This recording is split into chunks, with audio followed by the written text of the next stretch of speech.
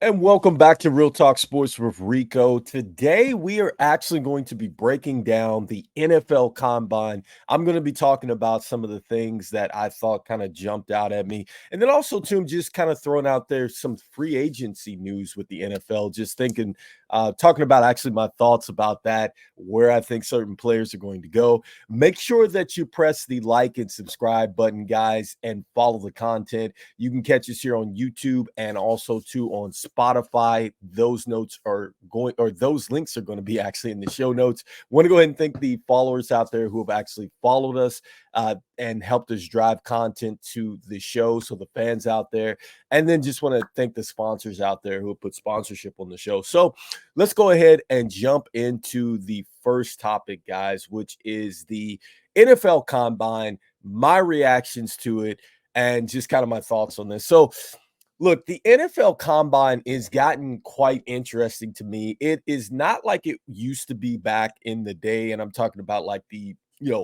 early 90s, 80s, 70s, whatever, however long that the combine has been going on. Um, it's just not the same anymore, right? And one of the things that I think kind of really jumped out at me to start off was the fact that you had several players that just really have elected to skip the combine, right? And I know last year's quarterback class, whether it was CJ Stroud, Bryce Young, Will Levis, those guys were on full display out there at the combine. This year's combine, you did not get a chance to see Caleb Williams. You didn't get a chance to see Jaden McDaniels out there. And that was very interesting to me. So I think that that was the first thing that really jumped out at me is that, people going out there and competing at the combine, that really didn't happen for me. So I think that that's interesting. And I think that's kind of really kind of the sign of the change of time with the combine, because I think when you look at it sometimes too, and you look back at it, some of the things that have been said about players and some of the stuff that it's just ridiculous. Like at the end of the day, who cares about the Wonderlic test or whatever that thing is, right? Like it's not going to help you win the AFC championship game or the NFC championship game. Like we should measure, you know, out of the players who have aced that thing, how many players have had Hall of Fame careers and so on and so on. That's what we should really be thinking about versus them going out there and actually performing. So I guess it's interesting to see the players out here go out there and make a statement for themselves. I guess it's the fact is yet to be seen as to how this is actually going to work out. So let me bring up to the stage the things that actually jumped out at me, starting with this Keenan Coleman is a sleeper at the wide receiver from Florida State. So the one thing that I really liked about him and his tape was that he had a really good gauntlet drill. And that's where you kind of run down the line and you have people throwing footballs from the right and the left. So you see people kind of doing this kind of deal. Um, Very fluent the way he ran that. Hands were pretty much like magnets out there. And this is a sleeper guy. I think that this is a guy that you actually go out there and get, and a guy that I would be excited about, especially if I'm the Chicago Bears. Because look, honestly speaking, I think that the best scenario for Chicago is to go ahead and keep Justin Fields and build around him and actually get some playmakers. And I think that this NFL draft in particular has a lot of playmakers and skill players at the wide receiver position. And you're also going to be able to pick up offensive linemen as well.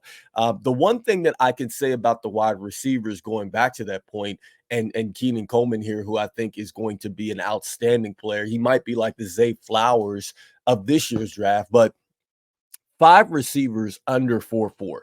That is flying out there. So not only are you going to get elite playmakers in this draft, you can get playmakers that can actually make a difference and run with the ball after the catch as well. So that's what I'm saying. And that's one of the things that I think that NFL teams have really got to circle here, because I wouldn't be so I wouldn't be so quick to jump out there and go grab what we call a quarterback here. I know we fall in love with that situation. Not everybody is going to find another Patrick Mahomes. In fact, you're not going to find another Patrick Mahomes because there's only one Patrick Mahomes. So, to say that there's a generational quarterback in this draft, I'm not sure about that, especially with what is talked about up front. You know, a lot of people feel like Caleb Williams might be that generational talent. I watched a lot of USC football games. I didn't see it personally. That's my opinion.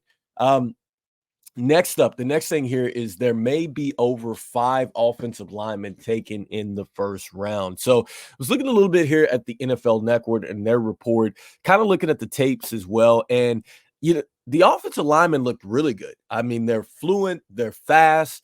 And that's one of the things that really stood out to me because a lot of people think that it is about being just straight overpowering people at the offensive line. Not necessarily the case. The leg power and the balance is huge because if you have that balance, then you're in a position where the low man wins. And I feel like some of these offensive linemen might be the difference here to actually allowing you to get another 3 or 4 wins because they're keeping your quarterback upright here. So be ready for the possibility that there could be a record set here with the amount of offensive linemen that go in the first round. Another thing that jumped out here was Michael Penix. Okay, Michael Penix is the quarterback here coming in from Washington. Obviously, he made it to the national championship game. You know his story where he came over from the University of Indiana. And I had talked to, Devontae the Real Hogan about this on one of the podcasts. And I feel like that this guy to me, I think he's like the next, like, Michael Vick, to be honest with you. Like, he's left-handed, he has a huge arm, and he can run outside the pocket. Like, I think that this is a guy he might be a revolutionary guy next year. Like, if you're looking for a guy that might change your franchise and you're not gonna have to go out there and you're not gonna have to trade a whole bunch of draft picks for him and anything like that, it's Michael Penix. And I would say that he's the sleeper because 1, he went out there to the combine. 2, the one thing that he really showed was great command of the huddle. The ball zipped off his hand. Uh, he looks good. I love the fact that he's left-handed as well. I think that that's kind of an advantage for some reason, and I just think that to me, the perfect fit for him, I'm serious, would be the Atlanta Falcons. I think that Arthur Blank would be he would be doing himself a disservice if he didn't take Michael Penix, right? Because I think that they for sure are going to move on from Desmond Ritter. You already have a terrific running back right there with Bijan Robinson. Pair him with Michael Penix and get you another wide receiver. And just like that, you are probably going to put yourself in a situation where you're not only competing for the top of that division, but you're probably going to compete for a playoff division because the Atlanta or yeah, playoff spot because the Atlanta Falcons were right there. But there's several other teams that I think could also use him as well. And I think that he's going to be this year's kind of Deshaun Watson. I think a lot of players are going to really, or players, teams are going to sleep on him, but I think he's going to be an excellent player. The best performance of the combine, got to give it up to Xavier Worthy. Guys, he ran a 4.2140. And the irony about this is that he had actually ran a fast time before the 4.21, wanted to rerun it again, ran it back, and broke the record. Formerly held by Chris Johnson.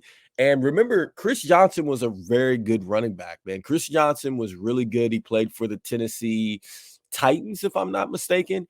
He was the 2,000-yard rusher, I believe. So here's a guy that I feel like, man, this Xavier Worthy is another one of those receivers that I was just talking about here earlier in the segment that there's no excuse not to go out there and get a playmaker. And I don't want to hear the fact that teams are complaining that they're not getting a quarterback because you do not need a quarterback necessarily. Okay. You can go out there and get you a veteran out there to bridge the gap. You possibly can go ahead and maybe get you a quarterback in the later rounds if necessary that could be serviceable for you. But the fact of the matter is, like I said, the Chicago Bears, especially, I'm talking to them, and also too with Washington as well. You can get you a playmaker to go with your current situation, and maybe that's the difference. And you do not have to necessarily go out there and draft a quarterback. So that would be my thing here. But, kudos to Xavier Worthy and everybody that actually did go out there to the combine. Definitely, for sure, the talent was on display, and I'm looking forward to this upcoming NFL draft. And so the next part of the show is going to be in NFL free agency here. What teams could make noise in free agency? So, these are a couple free agents that a lot of people are wanting to see what's going to happen here. Chris Jones coming off the Super Bowl. You have Josh Jacobs. I'm hearing that he's going to multiple places. A lot are actually going to be good fits here. And Baker Mayfield, who's still unsigned, but he did say at the end of the year that he's pretty much a package deal with Mike Evans. And Mike Evans just signed a 2-year deal with the Buccaneers, which to me indicates that the Bucs are probably going to bring back Baker Mayfield. But there's talks that he could end up in New England. I thought that that was interesting. I think it could be a possible good fit. I think if that does happen, New England should absolutely go out there and go get them a skill player in the draft. But there's several other things that they possibly could do, to also sweeten that up. But let's just go into it. So, starting with Kirk Cousins, I think that this guy is going to be an interesting field because Kirk Cousins is coming off the Achilles. I'm thinking he's going to be a 1-year rental for the Vikings again. I'm not sure anybody else is really wanting to take a chance with that. I think that's a guy that for certainly is going to go back to his same team. Danielle Hunter, right, coming over from Minnesota. There's talk that he could actually go over to the Buccaneers. That sounds like a great fit. I think that the Bucs could definitely use somebody up front to rush the passer, somebody that you don't need to call blitzes for. Excuse me. I feel like that would be great for them. Could have possibly helped them. Josh Jacobs, man, why I'm looking at him here on the screen. I think that Josh Jacobs would be a terrific fit for the Buccaneers. I also think he would be a terrific fit for the Texans as well and the Ravens. Okay. Even though the Ravens are linked to Derrick Henry, which I think is more realistic, especially since they have Gus Edwards here. I believe the young man Mitchell that they had last season is going to be out for quite some time with the knee injury. So, I mean, that makes sense. I think another one that kind of jumped out at me, guys, NFL free agency, the one is if the team couldn't get better, the Kansas City Chiefs, who I think are going to get Chris Jones back, even though he's joked about going to the Raiders. But I think that the rich can get richer. And I think that they actually have a sneaky play at wide receiver, guys.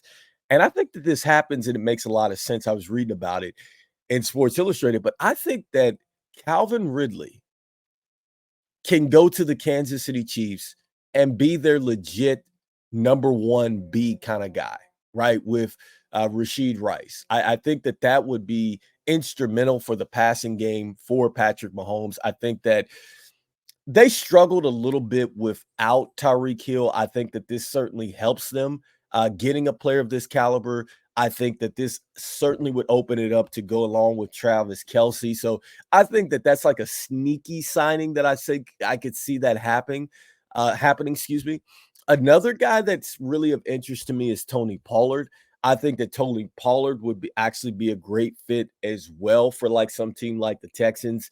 Not sure if he's necessarily going to come back to the Dallas Cowboys, but that's a guy that I could see kind of getting loose there and heading elsewhere as well. And another guy too, like I said, Derrick Henry. I think he's definitely leaving the Titans, but I think the best scenario for him is going to probably be I think it's going to be the Ravens. I think that that's a great fit hand in hand. Can you imagine Lamar Jackson and then also to Derrick Henry? Another intriguing free agent that I like too, if he can get loose too, is Saquon Barkley. I think that Saquon Barkley, he's a franchise changer as well. Like we talked about Baker Mayfield, if he's on the move. If Baker Mayfield were to go over to New England and you were to somehow to get Saquon Barkley over there as well, instantly that turns New England into something. If you're to get Saquon Barkley over to the Buccaneers with Baker Mayfield, I think instantly that's going to do something as well. Because I think part of the frustration with Saquon Barkley is that he's not played with a quarterback that's been consistent and healthy. And I think that that's maybe one of the things that could be The deciding factor for Saquon Barkley, I think, this season is going to be, can he play with a quarterback that's going to utilize him? Because he needs a quarterback. Not only does he run the football effectively, but he needs somebody to get it to him in the passing game. He needs people who can make plays with their feet. The one time that the Giants had some success in getting to the playoffs, they were able to get some good game out of Daniel Jones. And I think that that ship is really sailed. And I think the best case scenario for them is to go ahead and to have him go over to the Buccaneers or even the Chargers. I've seen that he's linked to the Chargers as well. I could see that being a good situation, especially if Justin Herbert's back there. You could see him and Austin Eckler kind of running a 1A, 1B kind of situation like that. Backfield just seems scary. Even though Eckler might be towards, the back half of his career at this point in time. I mean, I don't want to say the back half, but certainly there was a little bit of a decline here, and he wants a lot of money. So I'm just like, mm, but, pairing those 2 together, maybe it kind of revitalizes him. He has a good year. I think the pressure's off of Saquon Barkley as well, to go out there and perform at a high level too. So I think that that's possibly, another possibility here. So, um, kind of going through another free agent that I think is going to be an interesting person to watch is probably going to be the situation going on with Russell Wilson. I think that Russell Wilson, to me, he fits in 2 places. I think first for me, it's going to be Pittsburgh. I think Pittsburgh is a terrific place for him, especially like Mike Tomlin. I kind of equate that to being like the modern day Tony Dungy. Like, I think he's the perfect mind for Russell Wilson. Like, I think that that's perfect. They would go hand in hand. He's more of a player's coach, especially if you play hard. Um, you imagine him being out there with a young wide receiving core. And George Pickens, and you look at the fact that maybe he's able to unlock Najee Harris a little bit. If they can upgrade that offensive line, which I told you before, there's going to be an abundance of linemen out here. They don't have to worry about going out and getting a quarterback, especially if they can negotiate something with Russell Wilson. Great fit there. Antonio Pierce over with the Raiders. I think he's really trying to rebuild that regime. I think that it would be terrific if he goes over there. He already has a budding star at the wide receiver position in Devontae Adams. I think it's easy to go ahead and get some other pieces to go with them. And look, the Raiders were as competitive as anybody else in all the NFL towards the end of the year. So I think that this is a terrific fit and another great fit for like Russell Wilson to go. And I just think it's ridiculous what Denver did. I do have one video up on the channel. Make sure you check it out, guys, because I just don't think that Sean Payton really knows what he's doing. And I think Sean Payton's probably going to get fired. Just cutting a guy like that, especially when you're a game out of the playoffs. I mean, that was kind of ridiculous to me. It was almost like you kind of gave up on the season, man. So that was just my personal thoughts. So another interesting thing too is like, if you're looking for like an edge rusher, right? Who would take a chance with Chase Young? Okay, because I don't know if he's going to be back with the 49ers. Didn't necessarily have a strong season with them, but I would say if you're wanting to take a guy that I believe he was defensive rookie of the year, he might be a guy that you would want to go ahead and take a look at. Um, I feel like the defense could get a lot better with the Vegas Raiders. Maybe they take Christian Wilkins over from Miami, kind of an inside defensive lineman. That might be a great thing for him. Um, and so for me, I mean, personally, that's kind of it, guys. Just kind of going through here and looking at the free agent list and some of the free agents that kind of hop off at me. Let me know what you guys think in the comments, guys, and who you would like to see moved where. But we'll definitely cover a little bit more NFL, especially as the NFL draft gets ready to come up. So I'm very excited about that. Really, guys, that is today's show. I just wanted to give you my thoughts about the NFL Combine and also to just give you a little insight as to the NFL free agency as it is kind of getting ready to take full swing. And the first domino to kind of fall was Russell Wilson being cut by the Denver Broncos. And, let me know too what you guys think about the Bills. The Bills cut a lot of people, and There's probably Gabe Davis. I'm not sure if he's coming back either. And I think a great fit for Gabe Davis, I saw that would be the Ravens. And I feel like the Ravens need somebody to probably replace Odell Beckham. I'm not sure if Odell Beckham is going to be the same player that he once was, especially with the Rams when he made it to the Super Bowl. Seemed like he wasn't quite himself last season. So, no, I think that would be a great fit as well. But yeah, let me know what you guys think about the comments with all this free agent, possible moves. Also, to what you guys think about the combine as well. Want to go ahead and thank the fans out there who have chimed in on a week-to-week basis to help us drive content to the show. The sponsors out there who put sponsorship on the show, we definitely appreciate you. Make sure that you check us out here on YouTube under Real Talk Sports with Rico, or you can check out the show on Spotify. Once again, under Real Talk Sports with Rico, that will be in the show notes below, guys. And for myself, this is Rico. This is Real Talk Sports. I will see you guys on the next show. Probably be talking a little NBA, guys. So I'll see you guys on the next one. Peace. I'm out.